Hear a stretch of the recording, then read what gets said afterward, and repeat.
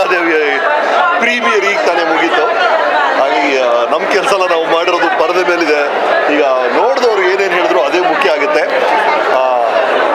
ಥಿಯೇಟ್ರಲ್ಲಿ ನೋಡಿದಾಗ ನಾವು ಎಡಿಟಿಂಗ್ ರೂಮಲ್ಲಿ ಫಿಲ್ಮ್ನ ನೋಡಿದ್ದೆ. ಒಂದು ತುಂಬ ಕ್ಲಿಯರ್ ಆಗಿದೆ, ಭಯ ಅನ್ನೋದು ಎಲ್ಲರೂ ಇದ್ದಿದ್ದೆ, ಯಾವುದೋ ಒಂದು ರೀತಿಯ ಭಯ ಇರುತ್ತೆ. ಬಟ್ ಈ ಹುಲಿ, ಸಿಂಹ, ಚಿರತೆ ಅಂತ ಕಣ್ಣು ಕಾಣುವಂಥ ವಿಷಯಗಳ ಬಗ್ಗೆ ಭಯ ಬೇರೆ.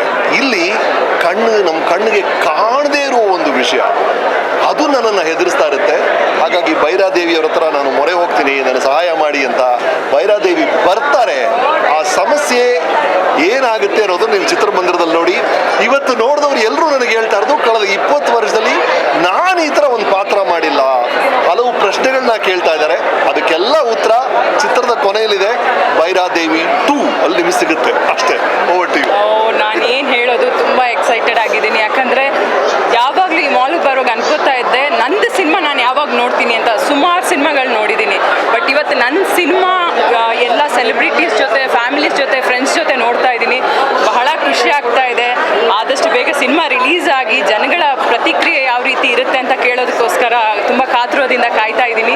ಹಾಗೆ ಈ ಸಿನಿಮಾದಲ್ಲಿ ನಟಿಸಿರೋಂಥ ರಮೇಶ್ ಸರ್, ಅನು ಅಕ್ಕ, ಸ್ಕಂದ ಅಶೋಕ್ ಅವರು, ರವಿಶಂಕರ್ ಅವರು, ರಂಗಣ್ಣ, ಎಲ್ರಿಗೂ ನಾನು ತುಂಬ ಥ್ಯಾಂಕ್ಸ್ ಹೇಳೋಕ್ಕೆ ಇಷ್ಟಪಡ್ತೀನಿ. ಚಿತ್ರ ನೋಡಿ, ಇದೇ ಹುಡುಗಿಯನ್ನ ನೀವು ಕಾಳಿ ರೂಪದಲ್ಲಿ ನೋಡ್ತೀರಿ, ಬೈರಾದೇವಿ ರೂಪದಲ್ಲಿ ನೋಡ್ತೀರಿ. I think you are amazing.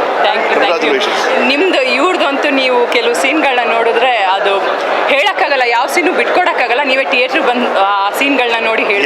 ಥಿಯೇಟ್ರಲ್ಲೇ ನೋಡ್ಬೇಕು ನೀವು. ನಮ್ಮ ಡೈರೆಕ್ಟರ್ ಶ್ರೀಜಯ್ ಅವರು, ಹೊಸ ಡೈರೆಕ್ಟರ್ ಶ್ರೀಜಯ್, ಜಾಯ್ನ್ ಅಸ್. ಇವರು ಫಿಲ್ಮ್ ಡೈರೆಕ್ಟ್ ಮಾಡಿರೋದು. ಬಹಳ ನೀಟಾಗಿ ಮಾಡಿದ್ರ. Thank you so much, thank you so much. And ಇನ್ನೂ ಹಲವು ಸೆಲೆಬ್ರಿಟೀಸ್ ಬಂದಿದ್ದಾರೆ, ಚಿತ್ರ ನೋಡಿದ್ದಾರೆ, ಅವರ ಅನಿಸಿಕೆಗಳನ್ನು ಕೇಳಿ. Thank you Ravi, Yadav, producer, everybody.